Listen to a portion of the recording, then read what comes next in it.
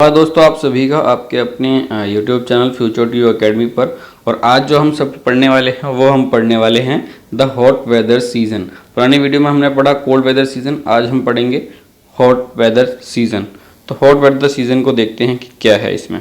देखिए अब क्या होता है कि हॉट वेदर सीज़न के टाइम पर हम देखें तो जो सूरज जो होता है हमारा, सूरज की जो शिफ्टिंग होती है वो क्या होता है कि due to the apparent northward movement of the sun. अब जो सन का जो मूवमेंट होता है वो अब क्या होता है नॉर्थ साइड में हो जाता है। भारत कह रहा हूँ मैं, अर्थ का जो नॉर्दर्न पार्ट है वहाँ पर अब क्या होता है कि सूरज की जो किरणें होती हैं वो डायरेक्टली फॉल हो रही होती हैं। इस वजह से क्या होता है कि जो हीट बेल्ट होती है वो शिफ्ट हो जाती है नॉर्थवर्ड।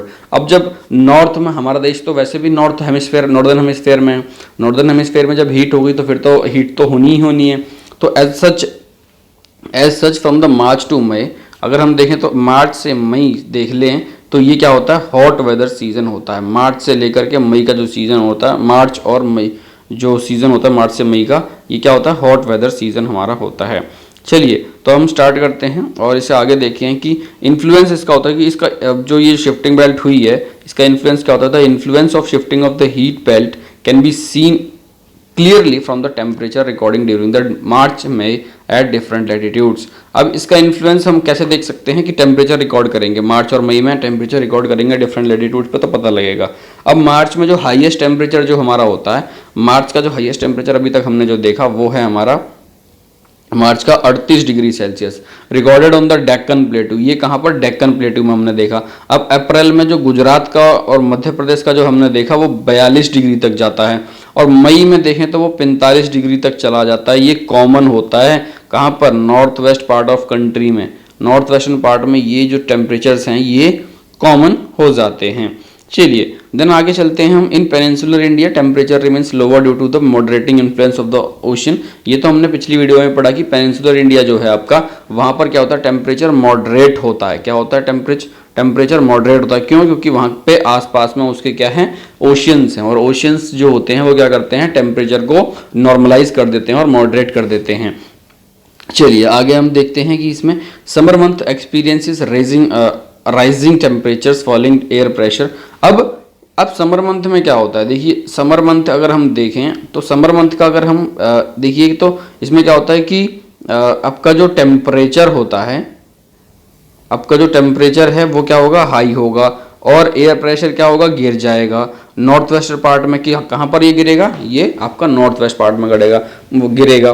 तो toward the end of the May के एंड में अगर हम देखें तो elongate low pressure area develop in the region extending from the Thar desert to the north west to Patna Chhota Nagpur plateau in the east and south east circulation of air begins to set around. अब देखो अब ऐसे time पर क्या होता है कि जो आपका लो प्रेशर एरिया, जब एंड मई का जो एंड आता है तो क्या होता है लो प्रेशर एरिया डेवलप हो जाता है। कहाँ पर, आपका थार डेजर्ट से लेकर के नॉर्थ वेस्ट में पटना तक जाइए, छोटा नागपुर प्लेटू तक देखिए तो यहाँ पर क्या होता है, और ईस्ट और साउथ ईस्ट में आप देखेंगे तो ऐसा ही क्या होता है कि लो प्रेशर एरिया जो होता है वो डेवलप हो जाता है। तो इससे क्या होता है कि सर्कुलेशन ऑफ एयर बिगिन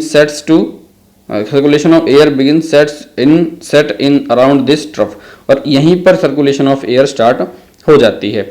अब यहाँ पर ऐसे टाइम पर क्या होता है कि यहाँ पर हॉट वेदर सीजन में विंड्स चलती हैं और उन विंड्स को क्या बोलते हैं हम, लू कहते हैं। क्या कहते हैं, लू। These are strong gusty hot dry wind blowing during the day north east। अब देखिए हम देखें गर्मियों के टाइम पर क्या चलता है, लू चलती है। लू क्या है, लू कैसी होती है, एक बहुत ही ज़्यादा तेज गस्टी हॉट ड्राई विंड जो होते हैं ये नॉर्थ साइड में डे में और नॉर्थ वेस्टर्न इंडिया में चलती हैं ये गर्मियों के टाइम पर अगर हम देखें तो। Sometime they even continue until the evening. कभी कभार ये होता है कि ये जो होती है इवनिंग तक भी चलती चली जाती हैं। Direct exposure to these winds may even broke to the fatal. अब अगर हम डायरेक्टली इन विंड्स में अगर हम जाते हैं तो हमको हो सकता है कि हमको बीमारियां भी हो सकती हैं। जैसे हमको पता ही है कि डायरिया वगैरह हो जाता है, इसमें बोलते हैं ना कि लू लग गई, भाई बुखार आ गया लू से, तो ऐसा भी होता है इसमें। और dust storms are very common during this. और ऐसे टाइम पर क्या होता है कि डस्ट स्टॉर्म्स ये जो था बहुत कॉमन होता है नॉर्दर्न इंडिया में अगर मई के टाइम में देखें तो हम, क्योंकि खेत जो हैं आपकी जो लैंड जो खेत जो है, खेत कट जाते हैं सारे के सारे, खाली खेत पड़े होते हैं। अब खाली खेत में हवा जब चलती है तो वो क्या डस्ट वगैरह लेकर के साथ में धूल लेके और चलती चली जाती है। देन आगे हम देखें this storms bring temporary relief. अब ये जो स्टॉर्म कुछ स्टॉर्म्स आते हैं तो स्टॉर्म्स क्या होता है, टेम्पररी रिलीफ होता है दे, क्योंकि कुछ ना देखो आंधी टाइप आती है, आंधी में क्या होता है कि थोड़ा टेम्परेचर क्या होता है गिर जाता है, तो इससे क्या होता है कि शरीर को थोड़ा सा ठीक रहता है भाई, थोड़ा प्लीजेंट वेदर बन जाता है। तो वो इस टाइम पर ऐसे स्टॉर्म्स भी आते रहते हैं जो कि कूल ब्रीज लेकर के आते हैं, और लाइट और रेन भी आती है। This is also season for localised thunder storm. ये क्या होता है, यही सीजन होता है किसके लिए, localised thunder storm associated with the violent wind, torrential downpours. Torrential downpours ये शब्द आपको याद रखना है। देखिए टॉरेंशियल डाउनपोर्स नाम का ये जो लिखा हुआ है, इसका मतलब है टॉरेंशियल रेन्स। टॉरेंशियल रेन्स का मतलब होता है मूसलाधार वर्षा। मूसलाधार वर्षा मतलब बहुत तेज तेज वर्षा भी हो सकती है ऐसे सीजन में। तो often accompanied by the hail, often accompanied by hail, hail का मतलब ओले भी पड़ सकते हैं। In West Bengal these storms are called as Kal Baisakhi. Waste Bengal में अगर हम देखें तो इन्हीं स्टॉर्म्स को क्या कहा जाता है, काल बैसाखी कहा जाता है।